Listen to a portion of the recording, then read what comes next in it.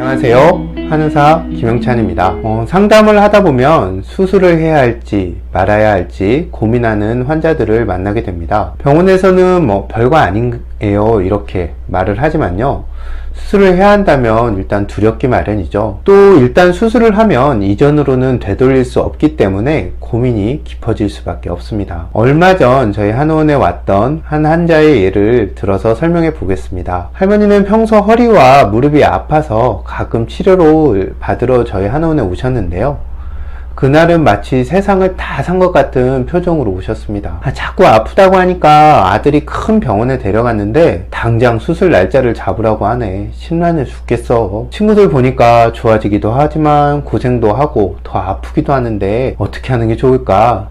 할머니는 이렇게 말씀하셨습니다. 그간 치료해온 것이나 현재 상태를 봐도 급하게 수술은 하지 않아도 된다고 판단이 되었습니다. 그래서 관절에 무리가 되지 않게 수영장에서 운동도 하시면서 통증을 관리하는 그런 치료를 받으시길 권했습니다. 그리고 고혈압과 당뇨 때문에 할머니를 꾸준히 봐온 가정의학과 선생님과 어떤 다른 정형외과 전문의 선생님의 의견도 한번 들어볼 것을 권했습니다. 의사도 사람이기 때문에 자신이 좋아하는 치료법이 있기 마련이고, 같은 환자를 봐도 수술을 할지 약과 물리치료를 처방할지 운동을 권할지는 다 따르기 때문입니다.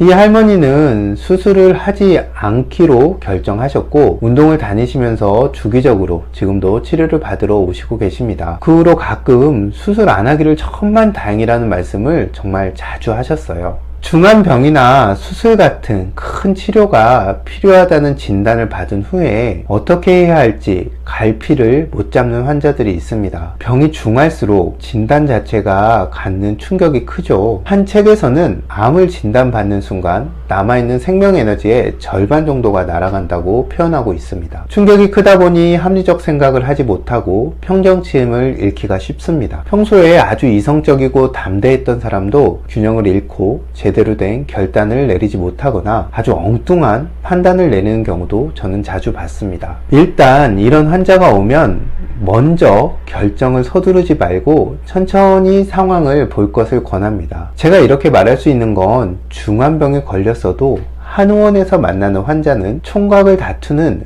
응급 환자인 경우는 드물기 때문입니다. 실제 암이나 치매와 같은 병은 절대 며칠 사이에 급속도로 나빠지지 않습니다. 하지만 병명을 듣는 순간 다른 것들은 다 날아가 버리고 병과 치료법에만 집착하게 됩니다. 물론 이래서 결과가 좋으면 문제가 없지만 너무 급하게 서두르다 보면 탈이 날 수도 있습니다. 조금 천천히 병을 바라볼 수 있는 방법으로 저는 세컨드 오피니언을 들어볼 것을 권합니다.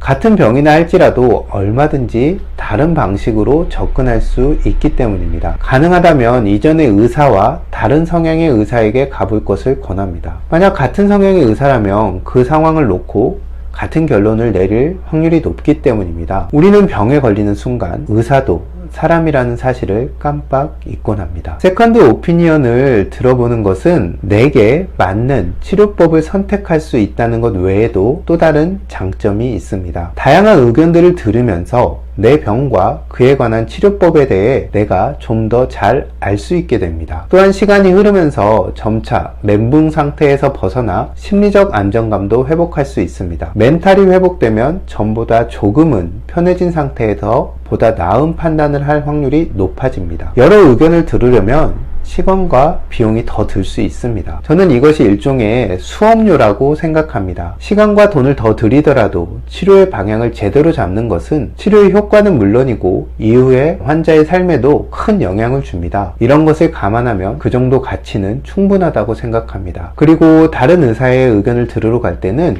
이전 의료기관에서 검사한 기록을 갖고 가면 시간과 비용을 모두 절약할 수 있습니다. 제가 병에 대해 다양한 의견을 구하고 그리고 다 알아본 후에 치료법을 결정할 것을 권하는 것에는 또 다른 속내가 있습니다. 그것은 바로 자신의 병과 치료에 관한 최종 결정은 환자 본인이 충분히 질문하고 숙고한 후에 스스로 내려야 한다는 점입니다. 우리는 너무나 쉽게 이름이 가진 권위를 인정해버리는 그런 경향이 있습니다. 가습기 살균제 사태나 다양한 건강 관련 문제들에서 알 수 있듯이 합리적 의심을 거두고 질문을 멈추는 그 순간, 우리가 이름이 가진 권위에 나를 맡긴 그 순간부터 그 시스템의 피해자는 바로 우리 자신이 됩니다. 의료도 마찬가지입니다. 병이 중할수록 충분히 알아보고 질문한 후에 자기 스스로 충분히 납득이 되었을 때 선택해야 합니다. 조금 피곤한 일이긴 하지만 저는 그렇게 하는 것이 맞다고 생각합니다. 초기 불교 경전에는 다음과 같은 구절이 담겨 있습니다. 깔라마인들이여, 소문으로 들었다고 해서 대대로 전승되어 온다고 해서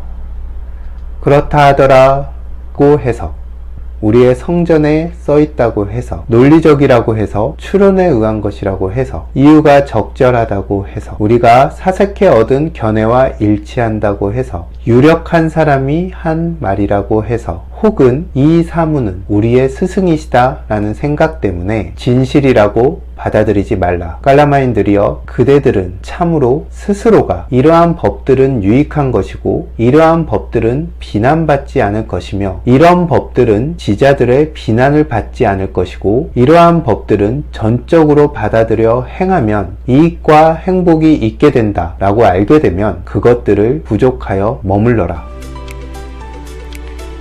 경청해 주셔서 감사합니다.